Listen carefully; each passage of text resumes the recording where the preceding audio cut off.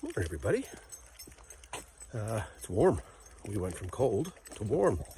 New jacket for the Rooster. Amazing. Ruby, today we're going to talk about data. And I know that's not your favorite topic, but might be boring to you. However, it's kind of important. And so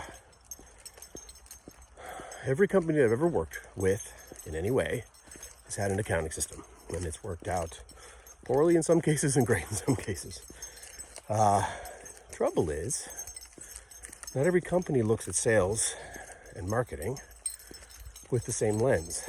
And countless times I will run into situations where companies are managing their whole sales funnel on a spreadsheet. And okay, here we go. Lots to talk about there. But this goes back to what I was saying yesterday on the marketing front around, what tools are available to us? What do we have access to? So I've already talked about CRM more than once. Talked about tools that help marketing teams understand more about what the top of that funnel looks like. So these are pretty important tools. Got to look at them. A. B. Do you have qualifying data in there that you feel confident is correct? A lot of times it's not correct because the filters aren't there. You don't have goals set up in your Google Analytics to tell you if somebody did something that you want them to do. Your CRM doesn't really talk about pipeline velocity. How fast does it take a deal to close? These are things that we collectively want more companies spending time with, because this is where all this fancy schmancy technology can really take you to a new level. And you got to use it. And it's hard to learn new things. It's hard to teach old dogs new tricks. Meaning, if I've worked off a spreadsheet forever, and that's kind of how I do things, well, moving to a CRM is like, trying to take a barrel over Niagara Falls. Like, it's super scary. So how do we help businesses, A, get past that, and B, going back to what I said yesterday about digitally native buyers, what if we have digitally native employees and your rinky-dinky little spreadsheet doesn't cut the mustard for them, or the fact that you don't look at this data with regularity doesn't cut the mustard for them? These are things that you want to really dig into, because A, dashboards can help.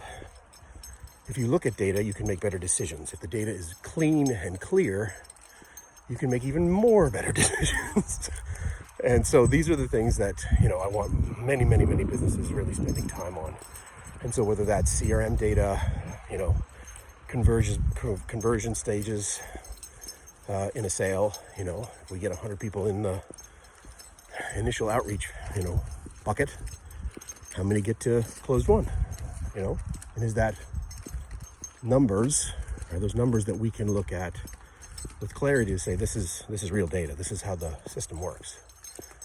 Sometimes we can, and if we haven't set the systems up, oftentimes we can't. So again, when we look at it from an information discussion, what is it that you need to get out of your tools, and are your tools delivering? If you have Google Analytics on your website, for the love of all that's good and holy, look at the information and don't look at impressions and time on site. Look at how many people came from a mobile device. Look at the gender of those people. Look at what they're interested in. Set up the goals to say, did they go to our contact us form and get there? We can't we can't make decisions on information we don't have. So again, another call to action.